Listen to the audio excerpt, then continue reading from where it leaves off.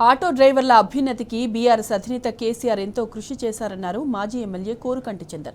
ఈ నెల 27న జరిగే భారీ బహిరంగ సభ కోసం తెలంగాణ ప్రజలంతా ఆసక్తిగా ఎదురుచూస్తున్నారని తెలిపారు.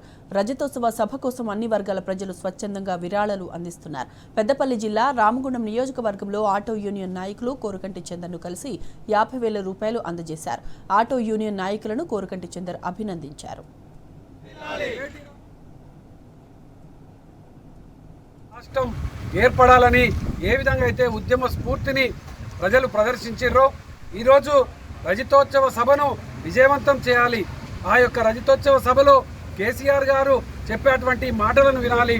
మళ్ళీ మాకు కేసీఆర్ గారి పాలన కావాలని మా వంతు బాధ్యతగా ఆ సభకు వచ్చి కేసీఆర్ గారికి మద్దతు తెలుపుదామని చెప్పేసి ప్రతి ఒక్కరూ కదులుతున్నటువంటి ఈ యొక్క నేపథ్యంలో ఒక పండుగ ఈ యొక్క 25 ఏళ్లలో అడిగెడుతున్నటువంటి బీఆర్ఎస్ పార్టీ ఒక పండుగ వాతావరణంలో జరుగుతున్నటువంటి ఈ యొక్క రజతోత్సవ సభకు గొప్పగా ఈరోజు ఆటో యూనియన్ మిత్రులు 50,000 విరాళం ఇవ్వడం అనేది చాలా సంతోషం.